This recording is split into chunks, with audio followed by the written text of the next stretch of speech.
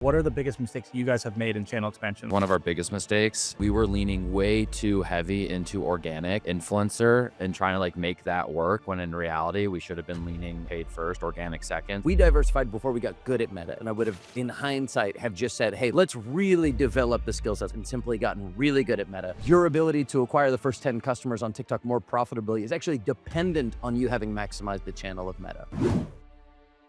Today, we're going to get into channel diversification, the biggest mistakes we have made when we have been diversifying channels, some frameworks that Connor MacDonald does a great job talking about, and what we would do differently if we were going to launch today. This is a great episode. Really excited for you guys to listen to it and can't wait to hear what you think. As always, thank you so much to our sponsors, Motion, Richpanel, Aftersell, Haus, and Prescient. We really appreciate it. Can't wait to hear what you guys think of this one. As always, if you enjoyed it, please tag us on X, comment on YouTube, let us know what you think, give us a review, share it with a friend. We see it and we appreciate it all. Talk to you guys soon. All right, so Connor MacDonald, we got to talk about other things that are on brand to us before we get into it. David Protein Saga, how you feeling about that? Are you all caught up on that? Well, it was one of those moments where I realized too many people know that I eat a bunch of David protein bars, because I probably got sent that, the article and the tweets from like 6 different people. Learned all about bomb calorimetry. Don't know how to say that one either, but learned about that. Can you summarize it? Like, I am curious on it, and then I actually think there are some good marketing lessons that we can talk about as well. No, but so what's the TLDR? Well, there's a class action lawsuit that says, the bars aren't 150 calories and 28 grams of protein, that they're actually closer to like 300 calories, and it's got way more fat than they anticipated. And, it's Peter is the founder at David. He's done a fantastic job, I think, of like trying to navigate the like online discussion, being very forward about it. But their defense, or their like scientific explanation, is that the class action lawsuit is based on something called bomb calorimetry. And I think I got it right there. And it's that they're measuring calories by what is burnt, like the energy produced by the bar. But the difference with the way that the 150 calories that David reports on is actually your body's not consuming many of those calories. So if your body's not consuming them, and that's really that EPG ingredient, and they had acquired the manufacturer for that. So it's like a key part of their entire strategy. You're not consuming calories from that ingredient, therefore that shouldn't be counted in the 150 calories on the label. So that's their explanation for it. You've got the class action lawsuit that's using a different form of measurement. That's my layman's explanation for you.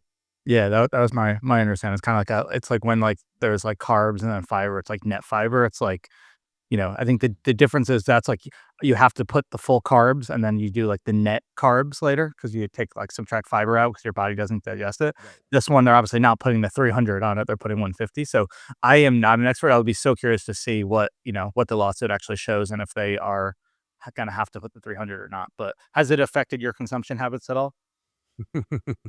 No. Are you doubling down? I don't think it will. No. Yeah, I've just got more resolve.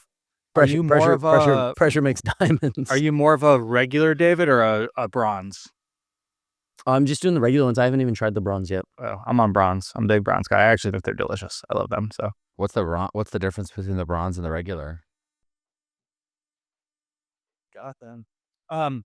They're like a different texture. They're kind of more like a Barbell. They have like the like a little like outside crunchy stuff, and then they got the nougat. So the macros aren't quite as good. I think they're 20 grams of protein instead of 28. 20 I'll take for it. a protein bar is so insane. I gotta give a shout out to my guy Jacob Levy from Jacob Bar, favorite bar in the game right now. And he's also a listener of the Marketing Operator. So Jacob, if you're listening to this, keep making delicious real food ingredient bars. Have you guys had the Jacob bars? No. They're great. I mean, you have to be into the date-based bars. So if you're not into the date-based bars, you probably won't like it. But I love dates, so I think his are primo. And they use a lot of good stuff. Did you guys see what? Going back to David real quick, did you see what they did during Expo West? It was really brilliant. No, because I also do want to talk about how they marketed this scandal, how they responded, because I know that people tune in this for the protein content, but I think we still have some listeners that come for the marketing, so I do want to talk about that. But yeah, what did they do for Expo? So for Expo, because Expo West is like it's natural foods only, right? So David did not qualify because they use EPG, that like fat ingredient or whatever, or fat.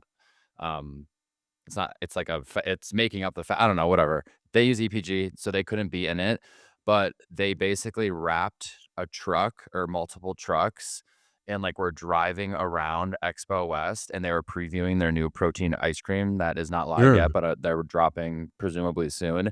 And it was awesome. They had this like really off-putting like jacked cow is like big and bold on the truck, and then to the right of it was like marketing the new ice cream that didn't have a launch date or anything like that. But I thought it was so good because they positioned it around Expo West, and I just thought like the jacked cow was so attention grabbing. It was amazing. So I'm actually going to be at Ski in a couple weeks with, and I think one of the like marketing guys from David's going to be there. So I'm excited to ask him about it. But it was really cool. I thought it was really brilliant and very funny.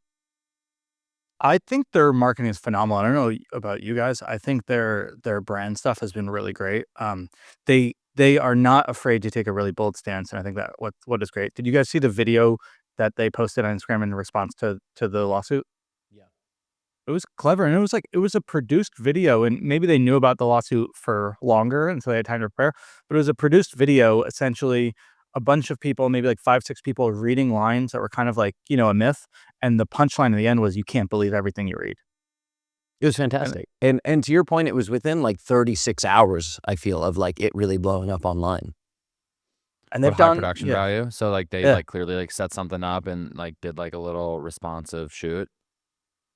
Yeah, the response had like a concept, which like typically you'd see like, oh, you'd get a founder video at best. A founder video would be a fantastic response of like, hey, I'm going to put my record. It's going to be more personal. I'm going to go direct and speak to my customers.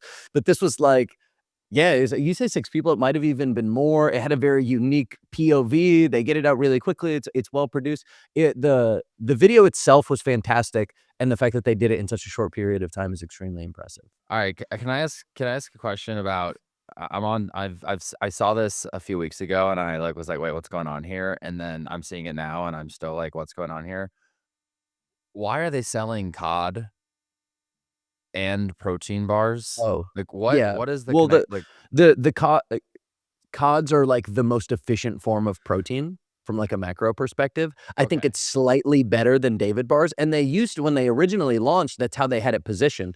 They would say like, protein to calories or whatever. And they'd show it against competitor bars, and then they'd have cod on there, and cod was slightly better. But the idea that you can have this protein bar that is even close to like plain cod from like a macro perspective is extremely impressive. So they used it early on as like a way to explain how efficient it is to consume protein.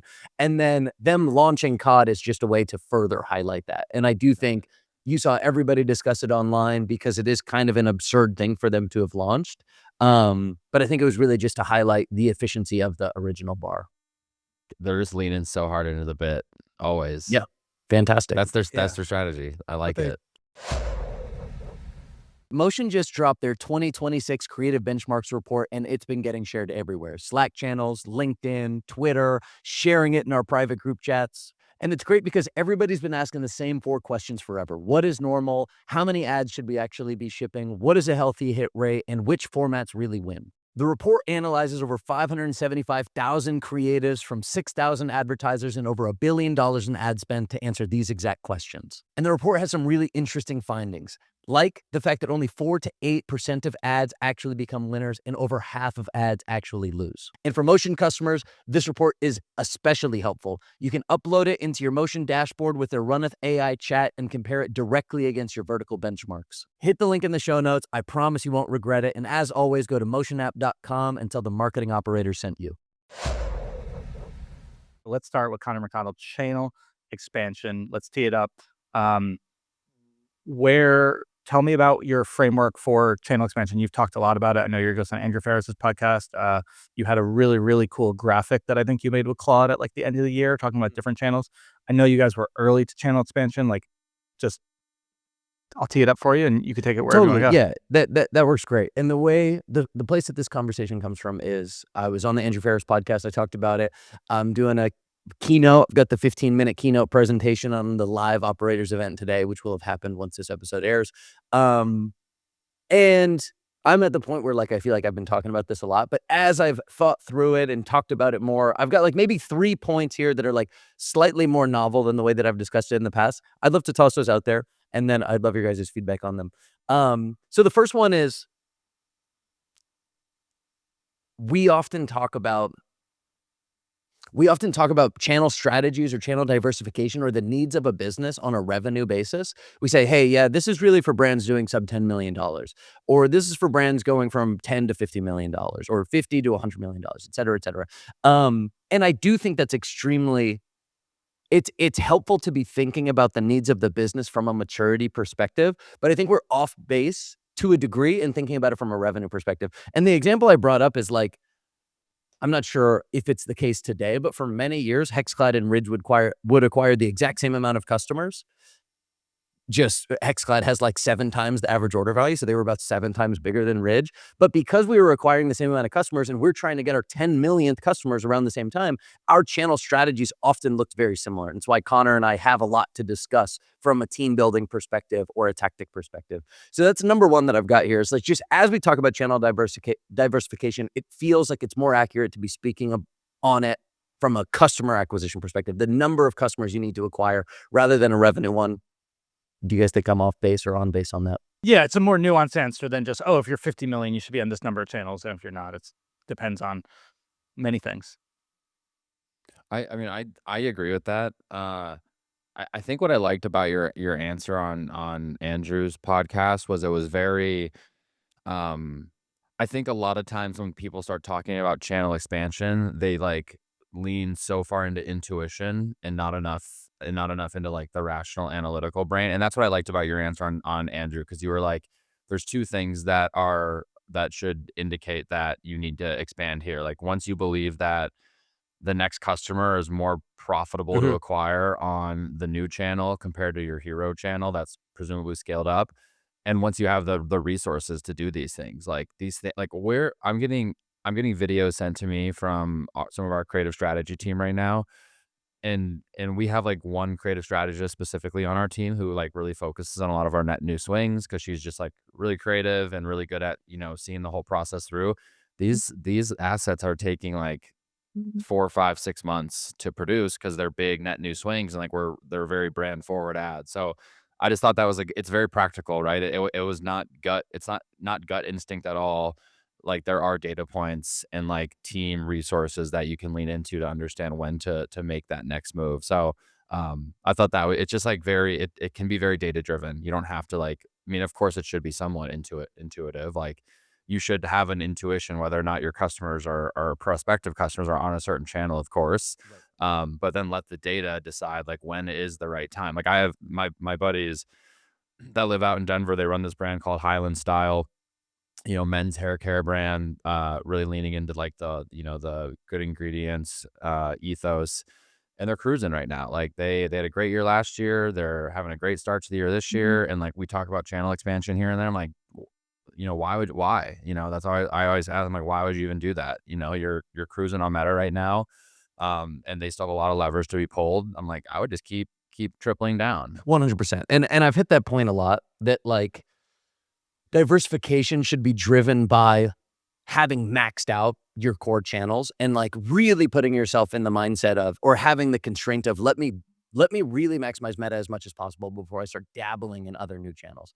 The other thing that came up on the pod, which I think is interesting, because you say it can be data driven, it should be data driven. It's definitely not a hard science. Like, you're not going to have a single metric that's like, now is the time to diversify. One of the things that Andrew asked was, because I was saying our wallet business is pretty diversified at this point. We're spending across a lot of paid social channels. We do partnerships, we do TV, et cetera, et cetera. It is far more diversified than one of our younger lines of business, like travel, which has 75% of our total travel budget going to Meta still. And he was like, if the optimal budget is very diversified, then why? He just wanted me to think through or explain like why we wouldn't launch in that way. Why don't you get to that diversified budget sooner? And the point that I made was, conceptually, you should be diversifying as the next marginal dollar is best spent on a new channel rather than the original channel. And that makes a lot of sense. I think in many ways, getting your first 10 customers on TikTok might be more affordable than getting your 1 millionth and one customer on Meta. But then the other thing about that is if you've acquired 1 million customers on Meta, you obviously have developed, you've put yourself in that constraint. You've done all the hard work to scale that on Meta. You have the content, the offer, the landing pages that can work. And then building that like redundancy into other channels is actually far more straightforward at that point. And I think that's another like nuanced point that I maybe haven't been as clear about in the past, in that your ability to acquire the first 10 customers on TikTok more profitably is actually dependent on you having maximized the channel of Meta.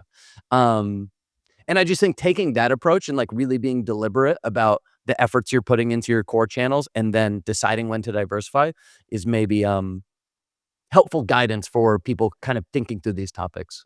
Are you saying that so you just said acquiring your first 10 customers on TikTok's easier because you've acquired your first million or whatever on Meta? Is that am I correct? I think yeah. So like another way to say this is from an ad platform perspective, I don't think anything is as efficient as Meta.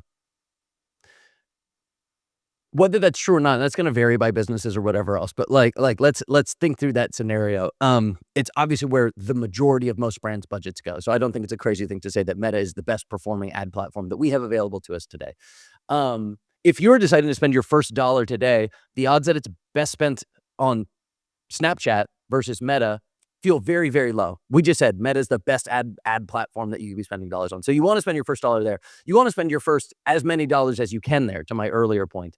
And in order to spend more dollars there, you have to like battle test all the touch points of your funnel, your creative, your offer, your landing pages, your margins, your LTV, your AOV, etc. As you've done all those things, you're actually building up leverage to now go expand into other channels.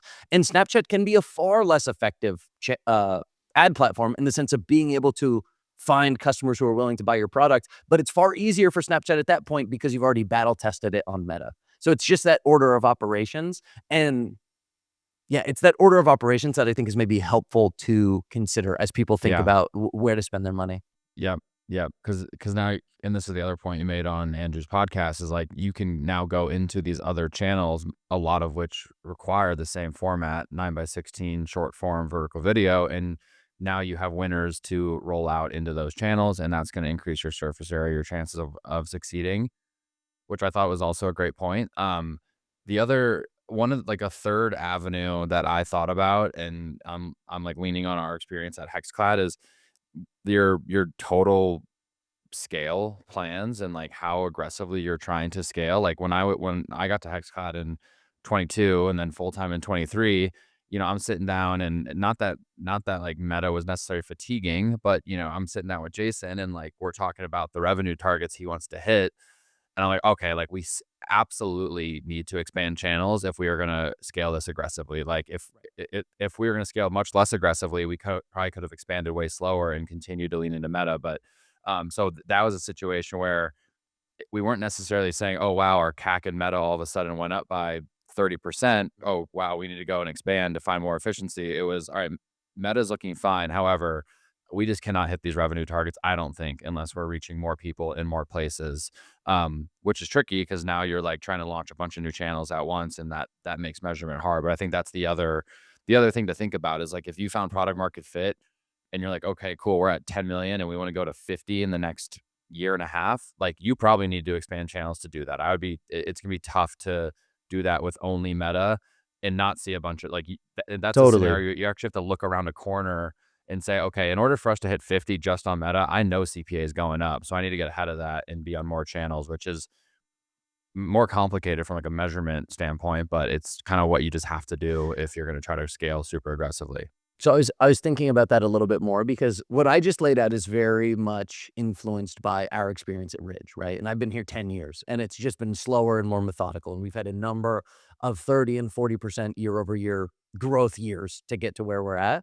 I was thinking about it, it's similar to the example that you just brought up, but Grüns, right? Grüns is 2 years old. Like they launched immediately. Before they even launched, they spent like $300,000 on raindrop hero videos because they were like, we were going big on TV and YouTube.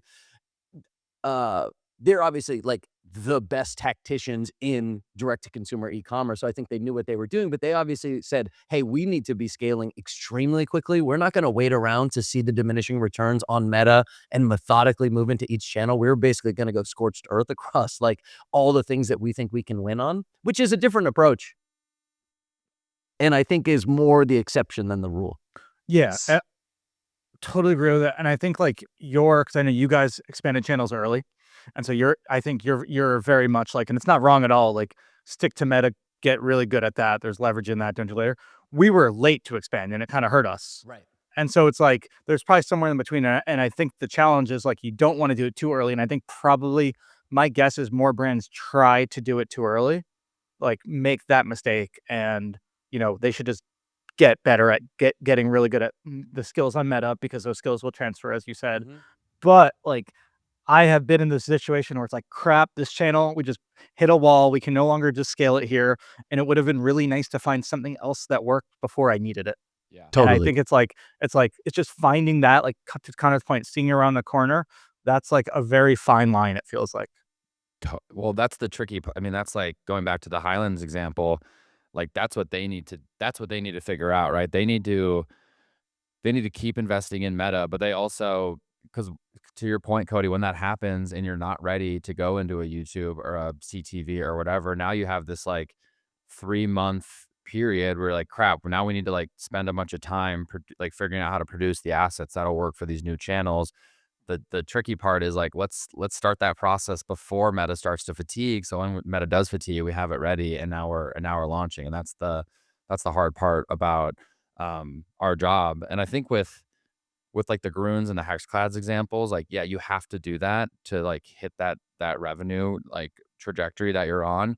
That's also, Taylor talks about like wasted, like the bigger the brand, the more wasted media spend there is. And like, that's totally true. Like if you are going to try to double or triple or quadruple your revenue or whatever, and like roll out 10 different channels to do that, like, yeah, you are going to grow revenue quicker than if you didn't do that. But you're also probably going to have some more wasted media, right? Like you're going to take some bets on some channels that just like don't pay off. So there is a trade-off there. Like, yeah, you're going to grow revenue, but you're also going to probably, and I know Sean talks about this as well, right? That he like, he says he wastes it, but right, he's just taking swings every year on certain things and they don't always work. And like, that's definitely going to happen if you are trying to like roll out 5 new channels in a single year because you need to double your top line revenue. Like that's part of it as well. All right, so I've got some interesting numbers to share from Ridge, from our beloved sponsor, Richpanel. We switched our support stack at Ridge to Richpanel about 15 months ago, and our cost per ticket has dropped over 70%. That means same team, same volume, and over $500,000 in annual savings. CSATs have not changed. We've been sitting at 96% week after week, so the automations did not come at the cost of customer experience. Our last platform talked a lot about AI, but nothing was really changing under the hood. Richpanel is genuinely AI first. They came in, they rebuilt our workflows, and we were live in under 2 weeks with basically no lift on our side. And they're about to roll out a returns portal, which for us is huge because if they can do the same thing for returns as they did for customer service, that would be sick. If you want to cut down your support costs now and save on returns platform with an AI-first platform, talk to Richpanel. Go to richpanel.com/demo, tell them Connor from Marketing Operators sent you, and they'll take good care of you. Thank you. A lot of it is hindsight. It's like, all right, Connor wishes they kind of diversified later. I wish we diversified earlier, where like Chad had, seen into so many different businesses, for his kind of VC work prior to it. Jordan Menard has done a great job of scaling other businesses, so has kind of seen them. And there's just some growing pains that are involved as well. So some of it is a little hindsight, unless you have like agency experience or other brand experience. Be like, oh, it's like pattern recognition, but you don't get that until the first time, and that's where it's a little tricky. So that, but also kind of to your point on like, here, you go ahead, and then I want to respond to your first original point as I've thought through it a little bit. Cool. Yeah. One thing I want to add is, or one common point that I'm hearing with all of our comments here is maybe the speed to which you can get good at a channel really dictates it. Like, at least from Ridge's experience, we diversified before we got good at Meta. And I've said that many times. And I would have, in hindsight, have just said, hey, let's really develop the skill sets. Let's put the constraints on of let's not focus on like super undervalued attention on all these other platforms, and simply gotten really good at Meta. And there were many examples of brands scaling very efficiently with that approach versus ours, which was like this rapid diversification. Someone like Chad at Grüns I think he knew that they could be really good at Meta and YouTube and TV or whatever else, really right off the bat. And that comes from pattern recognition, and that comes from experience and having the confidence that, like, hey, we are not diversifying out of like shiny object syndrome. We are diversifying out of, I know that I'm going to be able to maximize Meta and YouTube and these other channels. So let's approach with that immediately let's start with that immediately diversified approach. And I just think that is that's why it's more of the exception than the rule. It's like you literally have to be an experienced, best in class operator to really nail that balance early. In Connor, I think when you were talking about being everywhere early, I think if I remember correctly, you guys like found a bunch of winners on Meta, and then you scaled those to all these other channels. But I don't think you guys had built like your flywheel yet, right? So then when you started to see fatigue, you were like, oh crap, we don't like have the operation in place to like have this like constant. And I think you're way better off expanding channels once you've built that muscle. Like if you can really dive deep on Meta and build a creative flywheel, and then go expand to TikTok and Snapchat, and then these other channels like YouTube pre-roll, mid-roll, where it's a lot harder to produce that creative. But if you already have a really good paid Meta flywheel in operation, then like you should be able to, make that transition a lot easier versus, oh, we like got 50 ads built. Great. We launched them. Some of them worked. We expanded channels, but it was like a one-off sprint. We didn't actually build like a recurring flywheel. And now you see fatigue and you're like, oh, we don't have like this engine filling, dropping gas on the fire. And I think that's what you were kind of saying early on in the Ridge days. And then you guys obviously have a great creative flywheel. Is that true? Is that what you were kind of referring to early on? Totally. Yeah. I mean, we were running static ads on Snapchat. Like Snapchat's a full video platform, and we were running static ads there. And it worked incredibly well. But it just shows like it only worked not because we were extremely good at it, but because we were very early to it. And that was our approach. Arbitrage. That was why we were early to the YouTube sponsorships, the native email newsletter sponsorships, the random forums that we would sponsor. It was all just like underpriced attention at the time. And none of it was like, oh, let's actually get tactically good at developing the content that's going to scale. And much less build a flywheel to produce that consistently over time. It'd be interesting to have like some of the Grüns team on and ask them like, where have you guys wasted spend? Because from outside looking in, it's like everything they do, it seems to be working. But I'm sure they have, I look back at some of the things we've done at HexClad and I'm like, oh God, we just burned a quick $150,000, on this thing or that thing. We should do an app on that. Yeah, where'd you up app? Oh yeah, all this biggest worst house incrementality test episode. Yeah. So Connor, to your point, like a lot of this actually, your framework applies for channel expansion, like actually like distribution, right? If you think about a business like Kitsch, that's very low AOV. I think Jeremy posted they have like 10 million customers. Like they kind of have to be everywhere. Like they can't hit the scale that they're at just D2C, just based on obviously the unit economics, but also just the volume of customers they need to, the business they're at. So like they have to be absolutely everywhere. Maybe that's why AG1 was able to do pretty well. It's not the highest AOV, but it's high AOV, super high LTV. Like maybe one of the reasons they were able to get as big as they did with, only D2C, right? Absolutely. 1000%. So it applies, like the framework applies to, not, there as well. So I think somewhere in the middle, but I just thought it kind of was a good point. I think you have a really good job of, don't take this the wrong way, saying really, really simple things, but making it like totally make sense. It's like, it's not a novel concept. Like, hey, the more people you need to acquire based on your AOV, the more places you have to be. But it's like, that's a good way to think about it. Well, thank you, I guess. All right. Anything else on this you guys want to touch on before we switch gears to next topic, which is actually probably a little bit related to this? Operators, quick gut check here. Q1 is when everyone realizes the same thing at once. Traffic gets more expensive, growth slows down. So the question isn't, how do I drive more demand? It's, how do I make more money from the demand I already have? That is exactly why we use Aftersell by Rocked. Most brands think upsells are about being aggressive, but they really aren't. They are about timing. And the best time to upsell someone is when they're already in buying mode, which is when it's right after someone buys. So Aftersell, it lets you put the right offer at the right moment with one click. There's no re-entering payment info. There's no extra checkout steps. Brands using Aftersell see around a 30% lift in AOV. And when you're running real volume, that adds up fast. But here's the part most people miss. It's not just upsells that Aftersell adds. Once you're live, you unlock the entire Rocked monetization suite. Rocked Thanks monetizes your thank you page with premium, non-competing offers.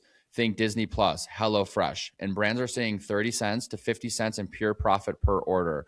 Rocked Pay Plus adds a clean wallet placement at checkout and kicks back another 10 cents to 15 cents in profit per order without hurting conversion. And in some cases, it actually improves conversion.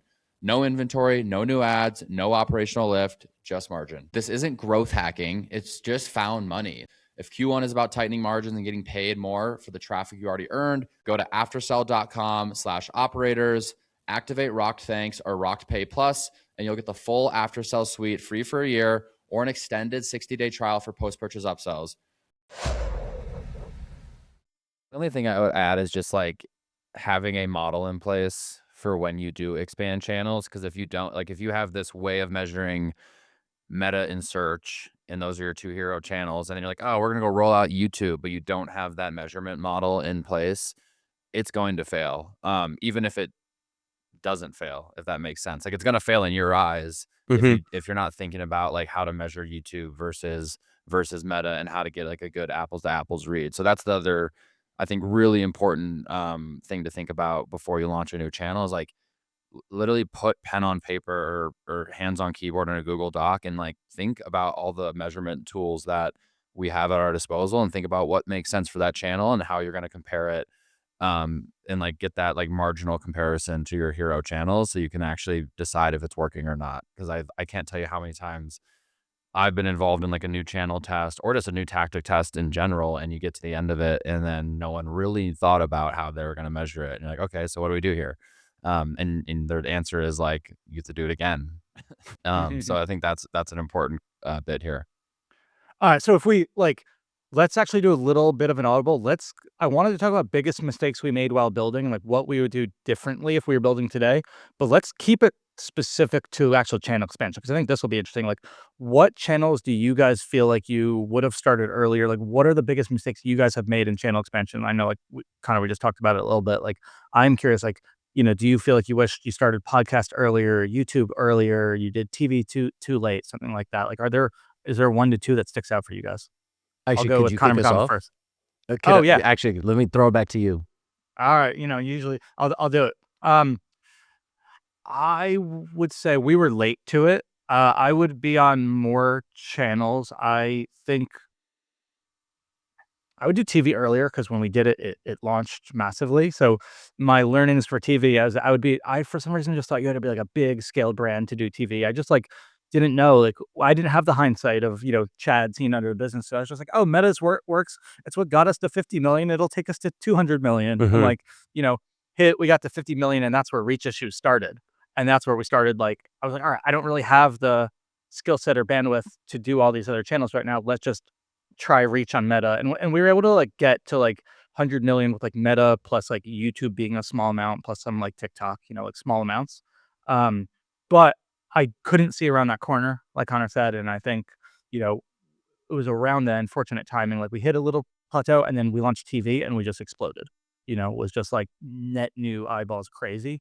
Part of the challenge was, I guess my pattern as I'm talking through, it's like, oh, that worked before. I'm just going to keep doing it, And so we then launched TV. It was crazy out the start, did really well. We scaled TV pretty aggressively. And I think like scaled it too high. There was like just diminishing returns. It was so incremental, so good at first. So that was my mistake with TV, is just getting it to too high and thinking that would, continue to do it. The channels where is TV at today for you guys? Like as a linear is like budget? almost nothing. We're like this time last year, linear was like 15%. Linear is like almost nothing. CTV is probably 8%. Usually it's like, I always try to have some upper funnel that's high. So whether it's YouTube or TV, like depending on how the reads are, trying to get like 20% into those. I wish we started podcast earlier and I wish we scaled influencer harder. I think I've been decent at stuff that you can run like a geo on, talked about before, but the channels where it's like a little hairier and harder to measure, but still has clear value. Like that's probably my biggest mistake. Cause like influencer, right? Like if you're starting and you're a new brand and you have an influencer pop off, like you can see that in the business immediately. if we do it, unless we're paying the biggest influencer in the world, it's like, all right, we made an extra 10 grand. Like, I'm not like that could just be a daily fluctuation. And so I think it's easier with a not crazy budget to kind of see the impact a little sooner. So those are two I really wish we started earlier. Those are good ones. So I would agree. I'm just gonna hit a couple of the points that I've said before. We were really early to YouTube partnerships and influencer generally. We probably could have gone harder there. I was just looking historically. I think we spent $14 million on YouTube partnerships, which is it's a lot for sure. And we had like a pretty big team at the time, and it was a pretty decent percentage of budget early on. In hindsight, we probably could have gone even harder. Like you look at brands that were like defined by podcasts. Like who's the like the original mushroom coffee brand that I'm thinking of? Not Mudwater or No. Rise. No, it was another mushroom. It was another Four mushroom brand. We're gonna have to Four Four Sigmatic. Yeah. Sigmatic. I didn't know they were big on podcasts.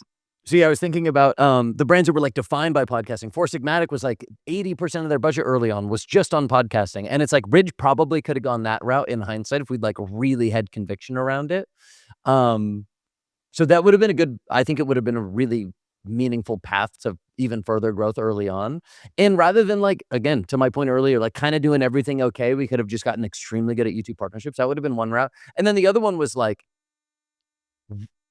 diversification. There were a lot of benefits to diversification early from like a arbitrage perspective, just like underpriced attention.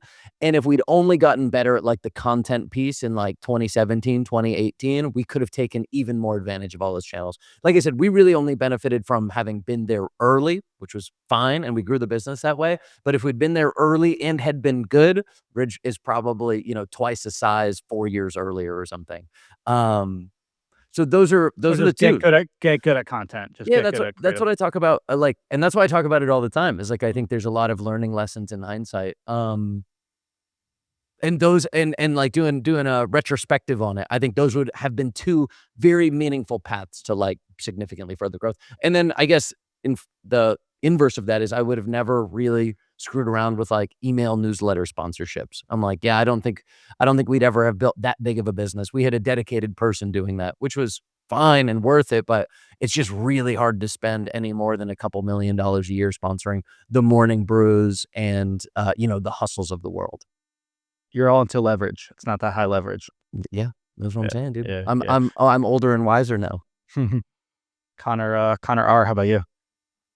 Yeah, well, luckily me and Jason have always really been on, like when I was in 2022 freelancing and like I was talking to Jason about joining full time, my big thing with him was like, we need to build like an insane content engine, and not just like a paid social engine, but like across the board. And he really agreed. He's like, yep, I'm fully with you. So like the same day I started, like 2 months later, our very talented head of content started, and like we've been building that content team for pretty much since the beginning of 2023. And Jason and I have always been really aligned on that. And because of that, like I feel good about how early we were able to get going in CTV, in YouTube and linear TV. I think the only regrets I have are not scaling up more aggressively, because now we've run some holdout tests that just show how profitably incremental it has been. So I think that's, in retrospect, I think we could have been spending more on like CTV and YouTube and linear TV earlier, but I feel pretty good about where we're at now.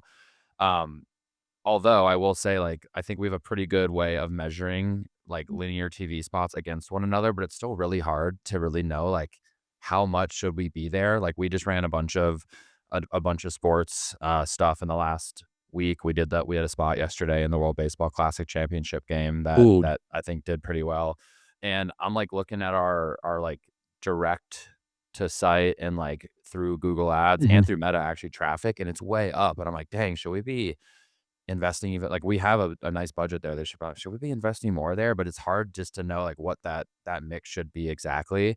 So that's kind of challenging. What I will say is one of our biggest mistakes that we've totally shifted on how we're thinking is influencer. Early on in like 2023, we were leaning way too heavy into organic influencer and trying to like make that work, when in reality we should have been leaning like paid first, organic second. So like we did this deal with Benny Blanco. It was like a low six figure deal, made this gorgeous landing page, custom products.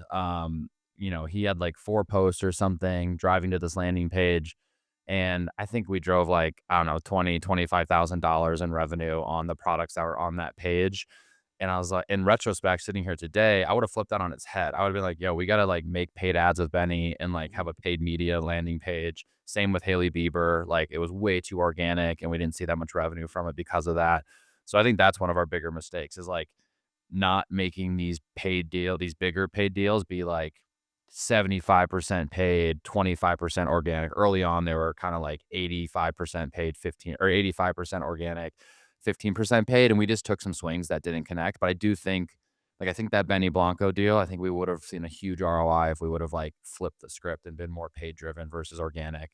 And now that is how we structure deals. And then the other thing I would say is doing less long-term deals up front. Early on, we were signing like 6-month deals, 1-year deals, big deals. And now we are saying we're going to do a very specific list of deliverables for paid with like 3 to 4 months of usage and then get a bunch of juice out of it, test it, and then we'll extend it. So I think those are the 2 big things on influencers, like shorter term deals up front, like with a smaller list of deliverables, like validate the influencer in that the funnel, then expand it to a longer term deal, and then just like wait like 80% paid, 20% organic.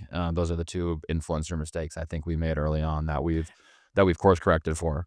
I feel the paid focus for influencers right now is still like an undervalued form of partnership, where it's like literally, I just think a lot of these people are still recognizable. They're just not getting the distribution, and you're not going to see that ROI off of the organic post specifically. So it's like, yeah, being able to run partnership ads, get content that you think will perform enough from an ad perspective. You can focus on the landing pages. We've been all about that too. Just like more strategic, larger, deeper integrated deals, I think is like the way for influencer to really work today. For larger influencers, the micro influencers is like completely different. It's like you can still kind of spray and the pray. costs just don't pencil. Yeah. We look at them together, but if you just looked on, a paid posting side, it's almost impossible to make it work. Some of our deals now, whenever we're getting a rate back and we want to negotiate, the first thing we ask is any organic deliverables. Like, all right, get rid of all the organic stuff and like, let's knock it down $10K for that. But honestly, a lot of these deals, they're all paid. I don't even want to do we have an organic influencer budget, which we also have knocked down year over year for the reasons that we're talking about. But oftentimes these are like pure paid deals. And if they are organic and paid, we're now sending them 2 totally separate briefs. Like they're getting a paid ad brief and an organic post brief. And it's very distinct from one another. So that's been, and like we get, I think the ROI we're getting on our influencer program last year and this year is way, way bigger than it was in 2022 and 2023 because we've made that shift. Yeah, we look at it as icing on the cake. So let's say somebody's like 30 grand and they post like a story. So we'll get like 30, like a story or 2 stories and then plus like 30 days whitelisting. Let's say they're 30 grand and they make 10 grand. So we're going to call their cost of content 20. And then we have like a certain spend number that we want to hit. So it's almost just like a net number that pulls out, but like we're not expecting to like be profitable on that number. And we'll allocate, that portion to kind of influencer, and then we'll allocate like the majority of it to like our ad content bucket. But we try to shoot for like 10 times the content to media spend. And so, if they drove 0 revenue, we got to spend 300 grand on it. If they drove 10 grand, now we got to spend 200 grand on it. So that's how we look at it. But if we were to just go, like, we would never work with that influencer if we had to be profitable just on the organic. Lately, every marketer I talk to says the same thing. Budgets are tight, goals are higher than ever, and I have to prove what's working, not just report it. And that is the new reality of marketing. If you can't afford to rely on guesses or platform-reported results, you need clear causal proof of what's actually driving growth, and that's exactly where Haus comes in.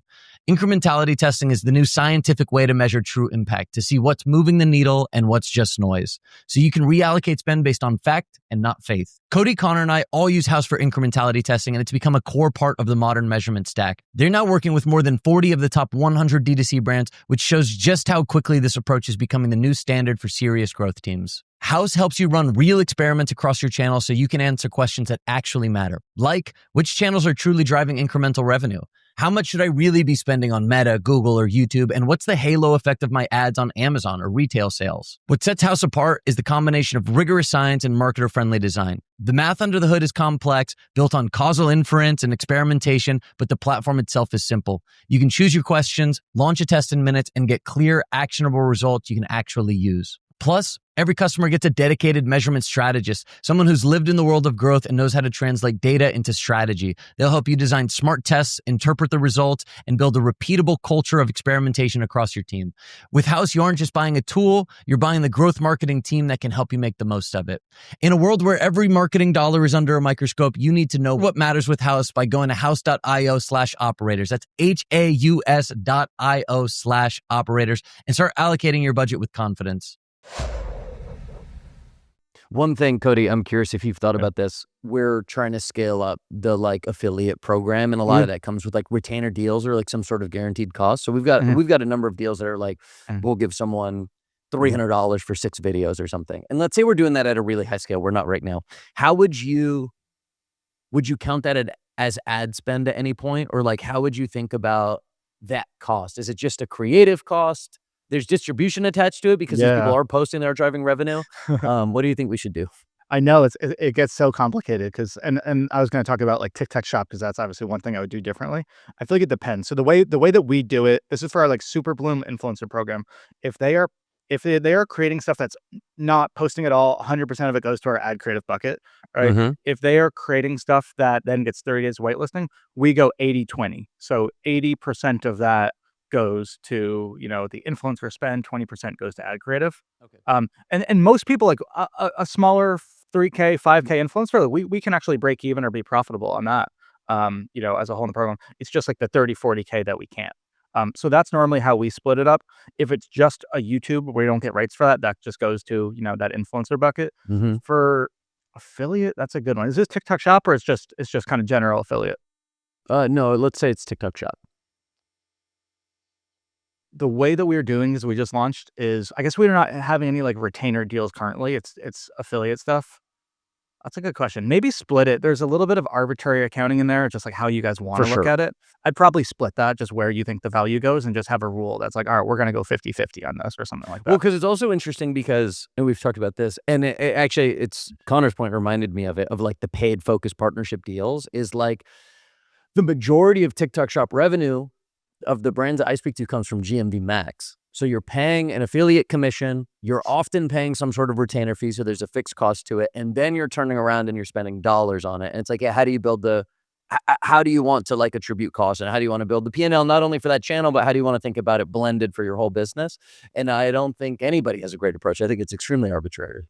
Well, I mean, we just launched TikTok Shop 2 weeks ago. And so very, very much the same thing, all trying to learn it. We have to create new GL classifications and build out a separate P&L and like try to build a model to understand how this is impacting the business. So it's totally, arbitrary. I know you guys still using Refunnel, right? We just started using Refunnel just for like the requesting rights. So we're just in the process of getting rights for that. And that'll be like a different bucket. But like, that's one of what we think is the major value adds is just all of this, obviously, content. Yeah, and that's what I've been saying. That's why it's top of mind is like the idea that affiliates and GMV Max on their own are going to be like profitable, I think is relatively low. And that the way that we are really going to generate value from the program is generating a bunch of content that we'll be able to utilize on other channels. So it's like some amount of that cost, if that's the way we're thinking about it, and if that's the way that it pans out, then a significant percentage of that cost of that program should actually be thought of as just ad creative production. Absolutely. Totally. I mean, we're doing that. And so that's a big focus. And we, just launched on it. And then we're doing a lot of the organic social creator stuff on different handles. And that also, we're running a lot of that as ads as well. So there is a little bit of just like how you want to handle the accounting side internally. But yeah, there is. And that would be one last question on this. So like, all right, these are the mistakes that we've made. We feel like if we were going back to Ridge 2020 or Jones Road 2022, we would do differently. But what about if you were launching today? Like the biggest one for me, if I'm going to kick it off, is like organic creator community distribution, right? Like when Sean was on Open Residency, he talked about it of like, Facebook ads with Arbitrage, like he would get really good at organic. I would, and again, maybe that's TikTok Shop, maybe that's organic social. Like I would, that would be my biggest focus today. I'm not saying I wouldn't run meta ads, but like even that would be my flywheel. I wouldn't like try to scale meta ads with just like statics or something. Like I would get really good and have some type of a creative flywheel that is not just, hey, I'm gonna script you and pay you to post, but is actually like there's some type of a organic creator program that then flywheels into an ad account. Like maybe it's like a comfort light or something like that. That's the biggest thing I would do today. And obviously we just launched, but we're way behind. But that would be my biggest focus if I was launching from the beginning, is just building that community and just allowing that to snowball and halo into bigger things.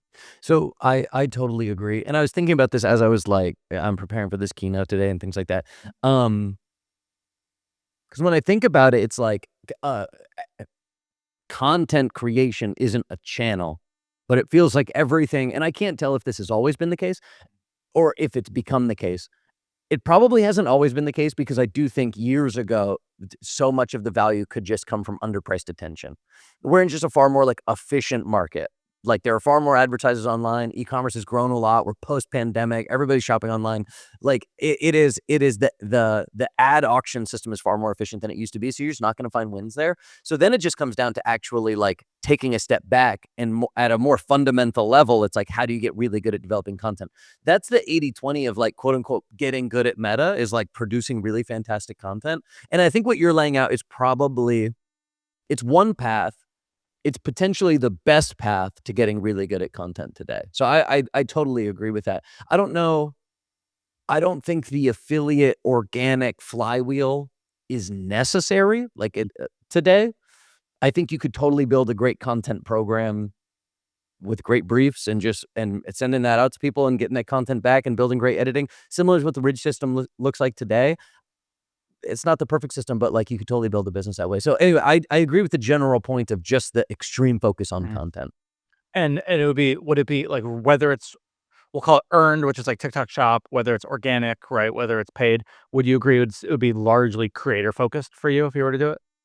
Like even if it's paid? Yes.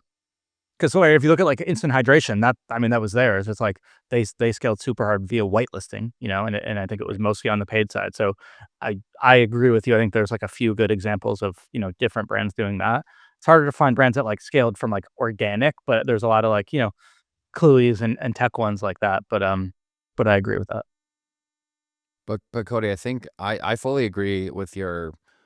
I mean, I agree with everything you just talked about from like a content engine, like production engine standpoint, but just from an organic not even organic, just from a distribution standpoint, I would really be focused on organic social out of the gate if I were a brand new brand. Like if you can get distribution from organic and not have, paid be your number one source of distribution and Mhm. traffic, like I think paid becomes way easier if you're driving traffic from organic social. You're not competing in a ad auction that just has larger and larger and larger CPMs. I just think that foundation is so much stronger to build off of with paid. Not to mention all the learnings organic social is such a great place to test ad hooks and narratives and all that jazz. So not only will you add in a new like distribution channel, which will make paid just work better, because now you're getting organic traffic and now those ads will serve to those people. And now it's not your only traffic source, but also to Connor's point earlier about like you're going to be better in TikTok and Snapchat, et cetera, all these short YouTube shorts, if you know what works in Meta. It's the same thing with taking organic social learnings probably and bringing it to the ad account. Like you can learn what hooks work best, what narratives work best, and now you're like launching on level 3 or 4 instead of 0. Like I just think that foundation is so valuable for brands nowadays, and not just like, all right, here we go, launch paid. It's like, all right, well, your CPAs are going to be tough if that's kind of like the lowest level of the food pyramid. I agree. I do think what we're discussing is like an organic first approach to developing ad content, because I think all roads lead back to paid eventually. If you are good at creating content that is successful organically in a sense that it generates sales for your business, then the best thing you possibly do is just pay some dollars to get that in front of more people.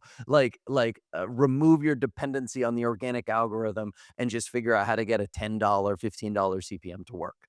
And that's where like we talk a lot about comfort hoodies and people like that. I don't know the comfort hoodies business, but I've talked to a number of really big TikTok shop brands recently where 70, 80% of their revenue is coming from GMV Max. So it's just a matter of creating organic first content that they are then promoting heavily via GMV Max. And there are benefits to it succeeding and existing on an organic basis first. But at the end of the day, it's like it comes down to spending dollars to scale. So that's where I would put those, like, I like the sequence of being good at organic first, but like if you are organic first and you want to get bigger, you very quickly land on the conclusion that you need to be spending ad dollars. Yeah, there's just a little bit of a. So I think the difference is like 5 years ago, it was more of like the follower based stuff. So it was less of like a, merit, distribution. Like you can definitely get some outsized distribution. Again, there's limitations of it without paying, just based on how the business models of these platforms work. But with the way of the algorithms and followers not matter, like there is some amount of distribution you can get that I think has value, but also that's just an insight. That's a big learning that can kind of speed up the creative flywheel to get it better by the time you put it in an ad account, if that makes sense. Like you do Totally. have some type of insight on, hey, this is what's working. Yeah, I 100% agree. It's like a little bit more of a cohesive flywheel where like you're putting GMV max behind the top stuff that's done well, organically, affiliate wise, versus just like, oh, let's just put a bunch of stuff in our ad account and see how it does. I you guys heard- agree. Have you guys heard Matt Bertulli's theory that launching new channels makes your hero channels, i.e. Meta, better because you're now giving Meta a new signal, a new audience, and it's kind of functionally going and like targeting prospective people like a lookalike audience? Have you heard him talk about that before? I've talked to him a lot about it because we've seen the Yeah. same. I think it's the same thing with organic social, right? Like if you can drive a lot of traffic to your website because you've cracked this organic social distribution, and now you're getting, hundreds of thousands and millions of impressions on organic social content, and that's naturally going to drive some traffic. Like, yes, you're going to have a remarketing pool, which is great, and that's going to help for a short period of time. But hopefully, like when you do launch paid, your pixel's more seasoned because you're driving traffic from organic social. So I think it also will. Again, there's probably no way to like truly split test this, but I think it makes sense that you would have a much stronger launch with paid if you've driven, 100,000 people to your website from organic social distribution. Like I would hope, unless the organic social content you're putting out there is like totally attracting the wrong type Totally. of person, and it's like clickbaity, BS. But assuming that's not the case, I think it's going to support that pixel seasoning in a way that you wouldn't have without organic social distro. Yeah, no, I agree. When we launched TV, we saw like without really any other changes, just like massive net new reach increase, massive just like percent new visits increase. I think it was just this like flood of new signal. So I do agree with that theory. Do you think, Cody, that it would have had that same impact today? Well, do you think that part of the reason you saw that was because you guys, maybe weren't as properly diversified within Meta on like a creative basis? You weren't thinking about CPMR when you launched TV. So let's say you just launched TV today. Do you think it has as big of an impact on Meta, considering you guys are in a better spot in terms of net new reach? That's a good question. I don't know. We still struggle with it, and so there's still a lot, and so I think there's even more that we have to do for Signal, and I don't think it should be just other channels, but it's like I do find that we, for whatever reason, have to go much harder at like signal engineering and kind of like more than maybe some other brands have to succeed. But it's based on past tests for us and stuff like that. It's like very clear, like when our reach is not good, we really struggle. And so I am bullish on doing as much as we can outside the ad account to get organic traffic to, get signal. It's not the only thing, but so I don't know what, because we're changing a lot, what makes sense, but I am curious to see, even as like TikTok picks up or we're about to do a lot of out of home, if like just more new audiences getting in are beneficial to that. Versus maybe some brands naturally, like Ridge naturally has been everywhere. You guys have been very early. Like maybe that's one potential reason why you do a better job with that of reaching new people on Meta. Totally.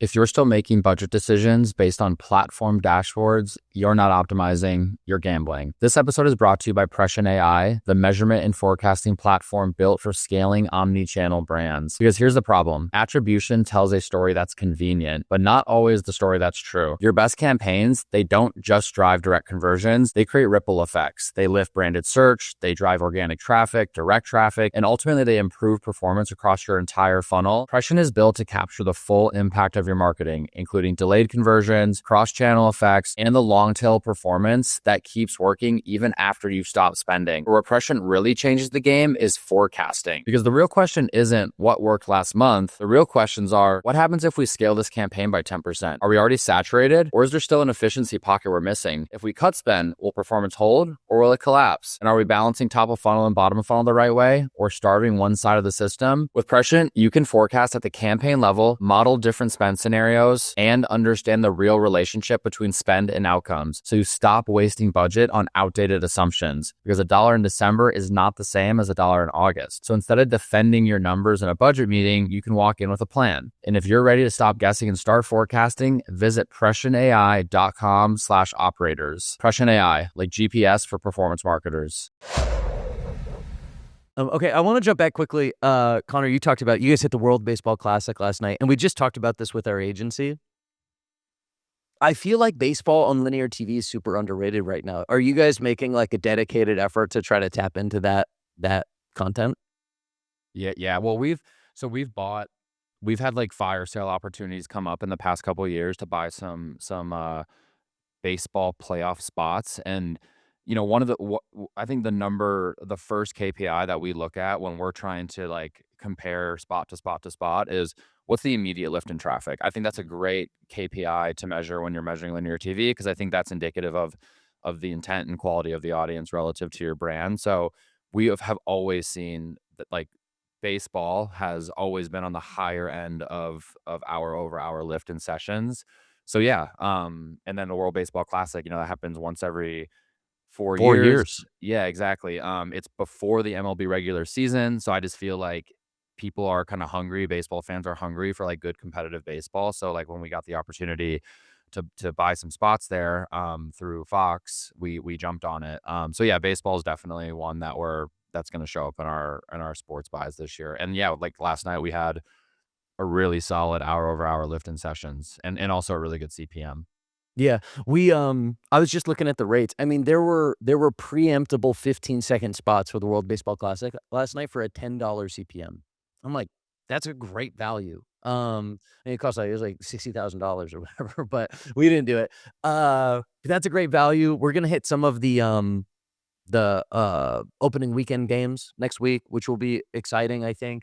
The other thing is, I think baseball viewership is up. Like it actually outperformed last year. One of the reasons we got effectively lower CPMs than the rates that we were buying them for was because viewership's up. And I think a big piece of this that came up in a conversation recently is the change in the rules of the game, right? It's a shorter game now.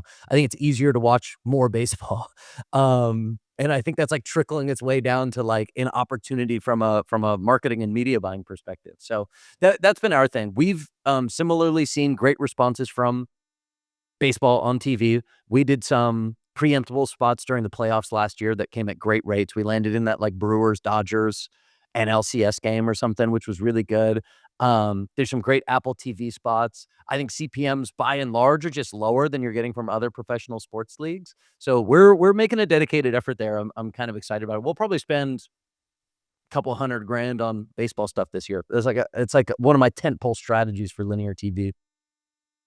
Yeah, I think when we bought I forget which series it was. What's the one right before the World Series at the NLDS? It was Dodgers, I think it was Dodgers Brewers, I forget. No, it was one series after that. Anyways, that we bought like 2 spots back to back, and the second spot was one of our best lifts in traffic. Yeah, totally. It was insane. I'm like really, really bullish on the intent of that audience. And it's also fun to like, we had a floater spot last night, so I didn't know when it was gonna go. And I'm like turned the game on, and literally like the commercial break before the first pitch, I like heard Gordon Ramsay's voice from my kitchen. I like run in and I'm like pulling up That's Shopify awesome. and going to the live view, and it's fun to like, I'm texting Jason in London in a group chat like, oh, we're up to 2,000 on site, 3,000 on site, 3,500 on site. It's just like a fun it's fun to see it in real time like that, and then go to your Shopify once the data pulls in and see that uptick. Do you guys get the preemptible spots are the ones where you don't know if you're going to land in the game, and then the non-preemptables come at a much higher CPM, but you're guaranteed to land in the game. Like if you guys want to have a presence in World Baseball Classic, which route have you guys been going? So we bought some non-preemptable like a few weeks back. So that was I forget exactly how many, but we bought a bunch of different spots across a bunch of different games.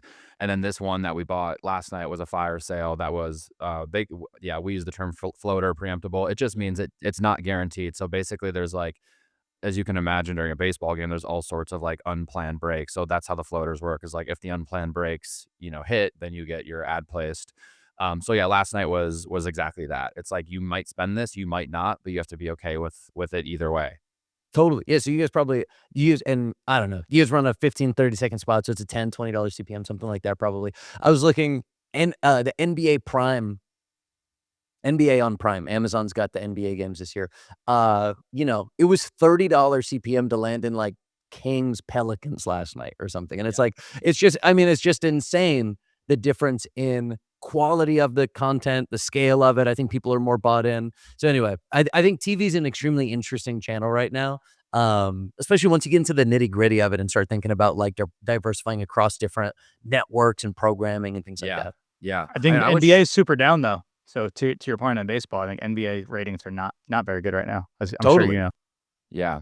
Well, we got, I think I want to say our CPM last night was like, it was between $20 and $25. And I was like, God, that's crazy cheap for this inventory and like this game.